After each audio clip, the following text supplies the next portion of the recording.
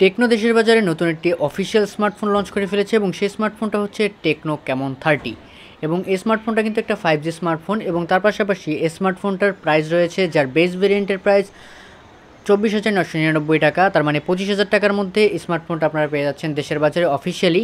So এই স্মার্টফোনটা এই 24,000 টাকায় বা 25,000 টাকায় কী অফার করতেছে সেটা নিয়ে আজকের ভিডিওতে আমরা কথা বলবো, ইন ডিটেলস সমস্ত রকমের স্পেসিফিকেশন নিয়ে কথা বলবো। So let's start the video. So দেশের বাজারে কিছুদিন আগে স্মার্টফোনটি লঞ্চ হয়েছে এবং তার পাশাপাশি স্মার্টফোনটার যে স্পেসিফিকেশন রয়েছে সেখানে যদি আমরা একটু দেখি, স্মার্টফোনটার ডিজাইন কিন্তু অসাধারণ সুন্দর দেখতে।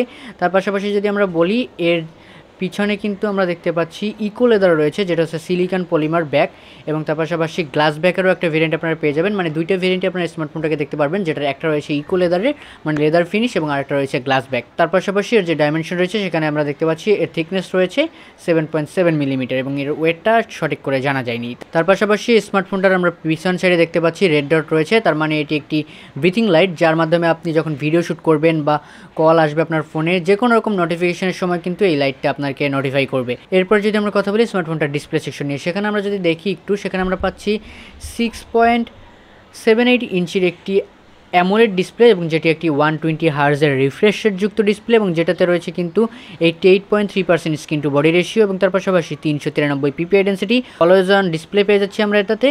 তার পাশাপাশি এটি কিন্তু একটি ফুল এইচডি প্লাস ডিসপ্লে। এরপরে যদি আমরা চলে আসি স্মার্টফোনটার পারফরমেন্স সেকশনে, সেখানে আমরা পেয়ে যাচ্ছি প্রসেসর হিসেবে মিডিয়াটেক হেলিও G99 আলটিমেট, যেটি একটি খুব ভালো প্রসেসর এবং তার পাশাপাশি গেমিং প্রসেসর। যারা গেমিং লাভার রয়েছেন তারা কিন্তু অবশ্যই স্মার্টফোনটার দিকে একটু যেতে পারেন। এবং তার পাশাপাশি এটাতে রয়েছে মালি G57 এবং MC2 এর জিপিইউ হিসেবে, এবং out of the box Android 14 HiOS 14 রয়েছে এর অপারেটিং সিস্টেম হিসেবে।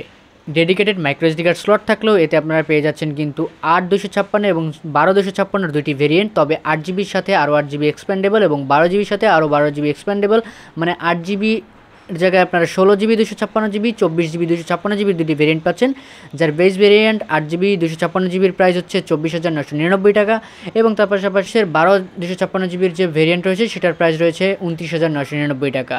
50 মেগাপিক্সেলের f1.9 অ্যাপারচারের একটি ক্যামেরার সাথে আপনারা ওয়াইএস পাচ্ছেন এবং তার পাশাপাশি 2 মেগাপিক্সেলের একটি ডেপথ সেন্সর রয়েছে, যা দিয়ে আপনারা 4K 30fps ভিডিও শ্যুট করতে পারবেন এবং সেলফিতে আরও একটি 50 মেগাপিক্সেলের সেলফি শুটার রয়েছে, যেটা দিয়ে আপনারা 4K 30fps ভিডিও শ্যুট করতে পারবেন এবং তার পাশাপাশি এতে আপনারা ডুয়েল স্পিকার পেয়ে যাচ্ছেন, 3.5 এর অডিও জ্যাকটিও কিন্তু এটাতে রয়েছে এবং USB টাইপ 2.0 OTG এবং তার পাশাপাশি আন্ডার ডিসপ্লে ফিঙ্গারপ্রিন্ট আপনারা এই স্মার্টফোনটাতে পেয়ে যাচ্ছেন।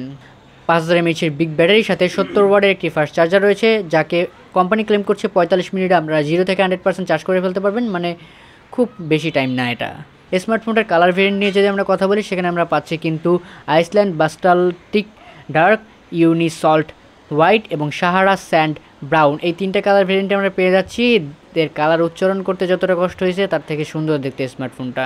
সো আপনারা কিন্তু অবশ্যই এই বাজেট রেঞ্জে স্মার্টফোনটাগুলোকে দেখতে পারেন। অবশ্যই আজকের ভিডিওটা কেমন লাগছে সেটা কমেন্ট করে জানাতে পারেন। দেখাবে নেক্সট কোনো ভিডিওতে নতুন কিছু নিয়ে। Till then stay well, stay safe, be happy, tata and chill bro.